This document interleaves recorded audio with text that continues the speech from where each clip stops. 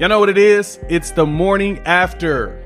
Sooners got the W in, whatever way the Sooners like to get the W. But we've got to talk about how this game went down.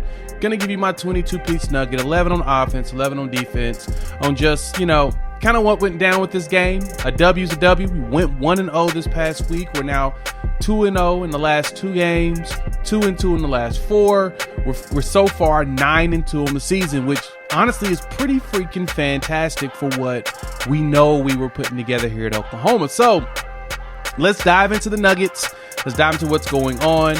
And if you been here before, you want to go straight to the sides of the ball, you'll see the links in the description below that sends you directly to those timestamps for the offense and the defense side of the ball.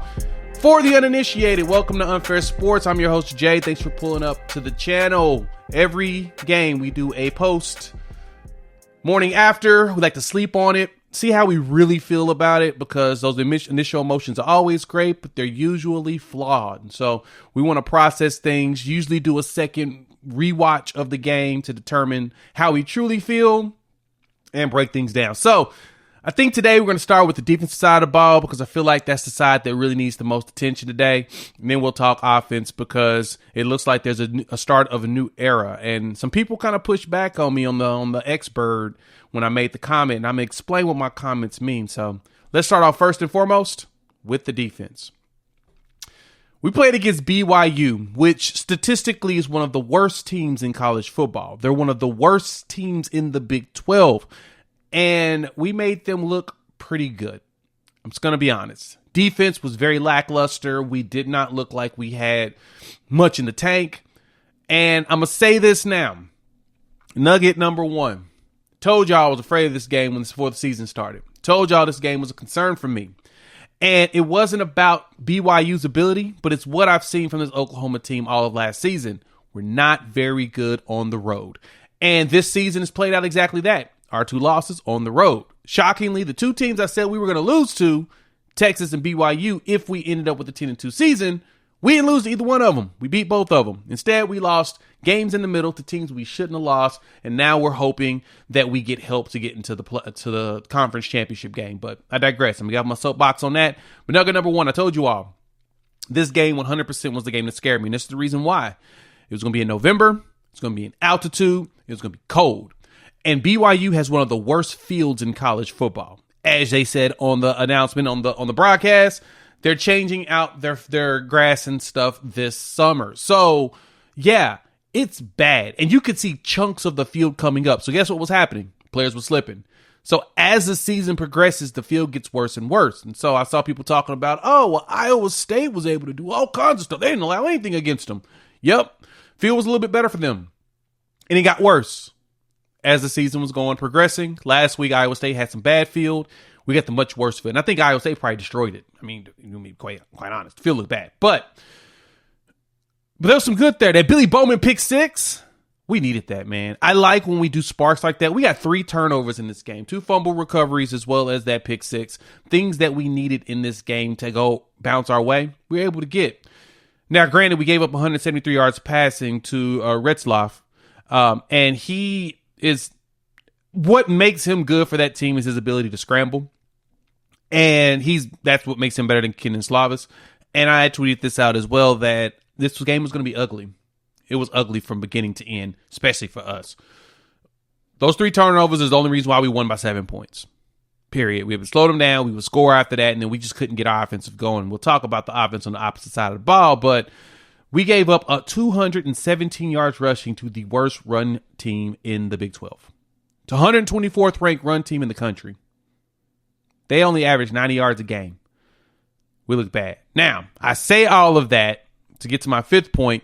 Linebackers. Danny Stutzman was playing with food poisoning. So he had undercooked pasta at one of his favorite restaurants. He wasn't feeling good.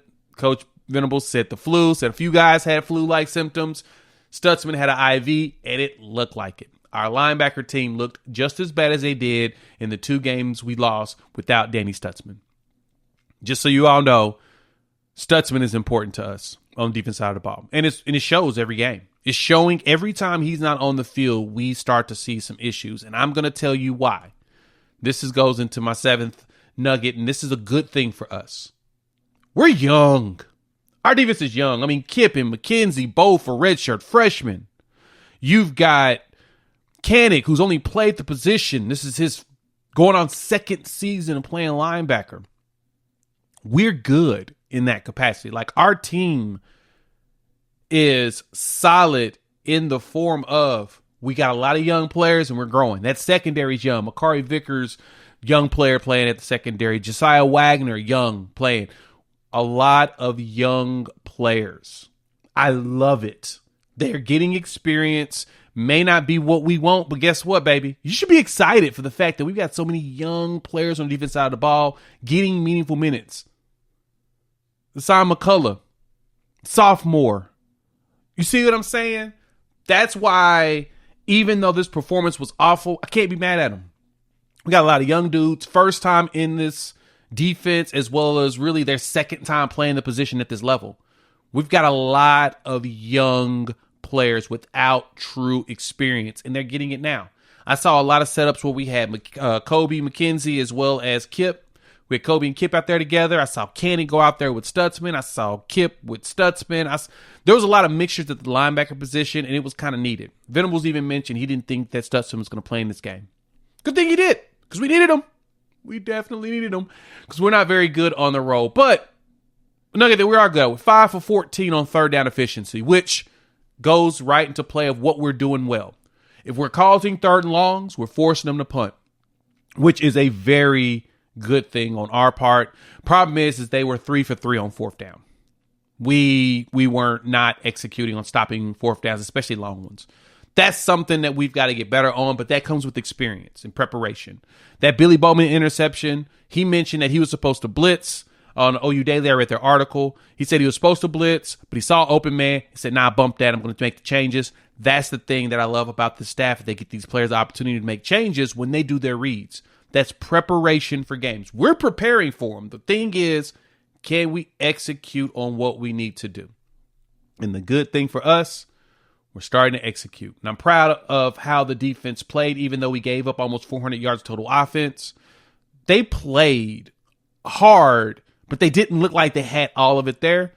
Altitude kicked their butt. It is what it is. Late in the season, you're already attrition kicking your tail. Got us. But as we go down the line on this one, defensive-wise, we've got some work to do on the defensive line. We need to get more pressure. Isaiah Cole came on the show on Wednesday, and we talked about this. And, the biggest thing for them is we may not be getting a lot of sacks, but we're getting a lot of pressures. And he's right. We're getting a lot of pressures on the quarterback, but we need to get a few more sacks now because we're not getting the tackles for loss. This is the third game this season that we lost the tackles for loss battle. We only had 4 this game. We're not getting back there like we were. And I think it's still on that youth side, man. We're playing more younger players. We'll get there. The good thing is that a lot of these defensive linemen will be here next year. So it's something to build upon, and then you're going to bring these young pups, the Stones, the Nigel Smiths, the Daniel Colliers. You're going to bring in all these nice young, the Jaden Jacksons, White Gilmore. You're going to bring in these players, and it's going to change the game for us defensively. And, of course, there's rumors out there that some players want to come here and because they like covered wagons.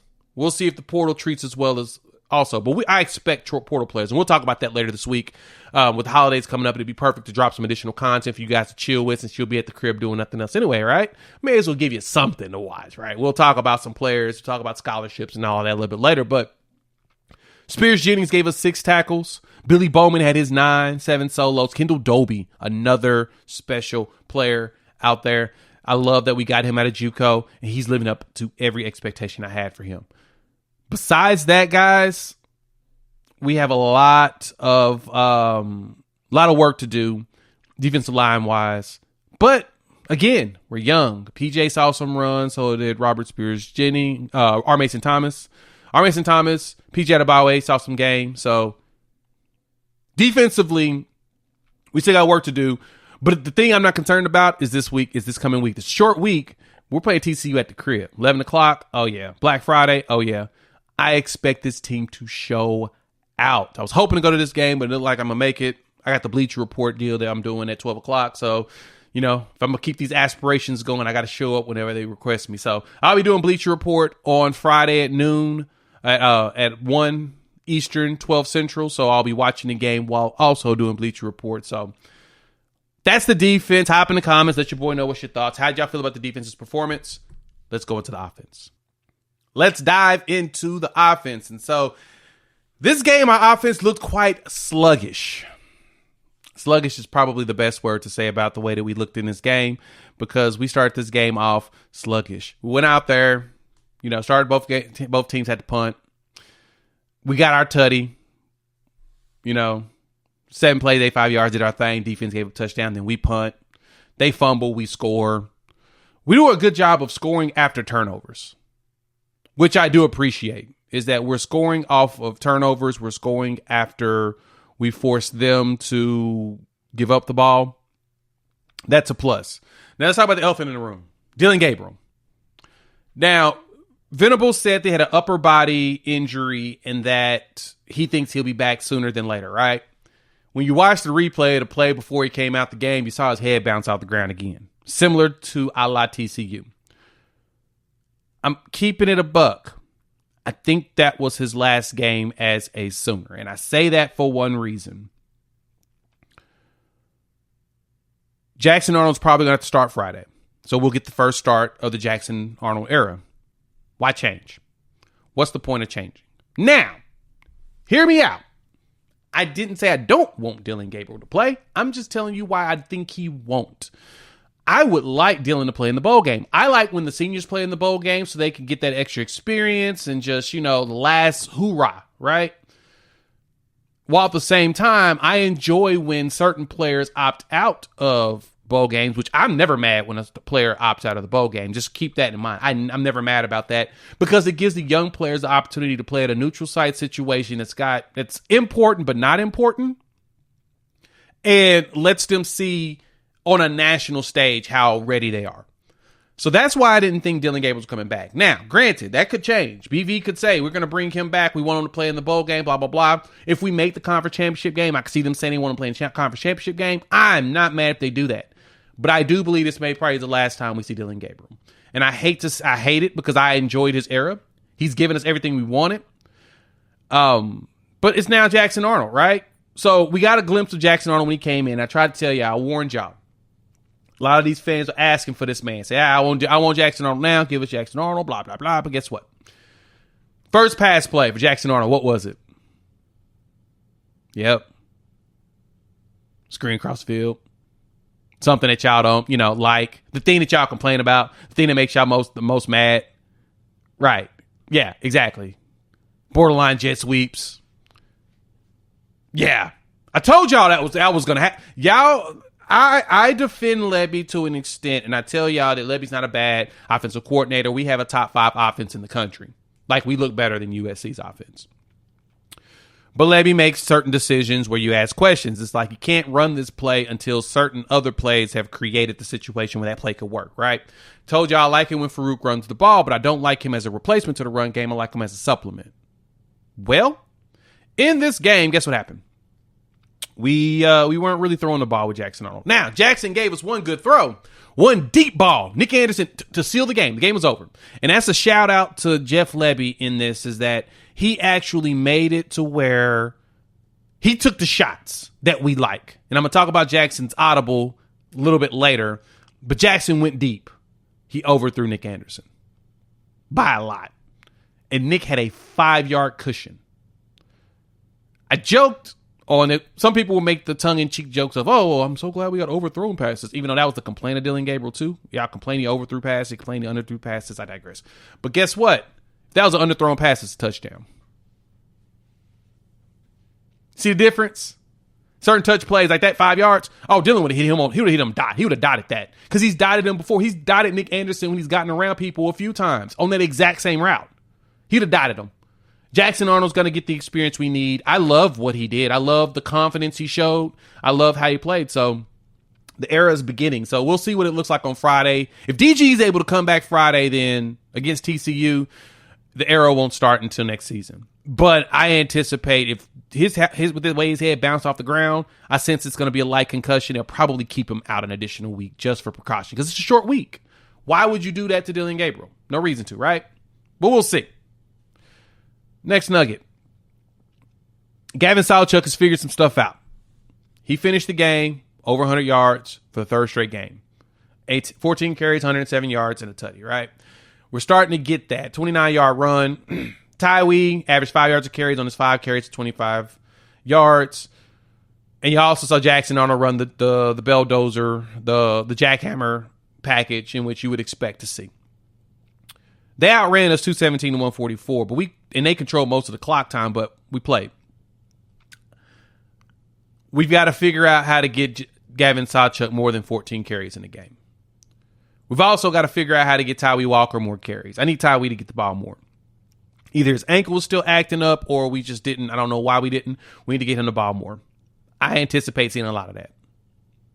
Wide receiver room did well. Dylan Gabriel was 13 for 21, 191, 2 tutties. And those passes to Jay Gibson, that touchdown was one beautiful. Thank you for using a guy that's 6'5" in the back of the end zone and let him just land with that long foot on the end zone, tap it, and boom, go. Because he did that. It's funny how he caught that pass, landed, turned to the ref and said, look, right there, toe on the ground. Love it.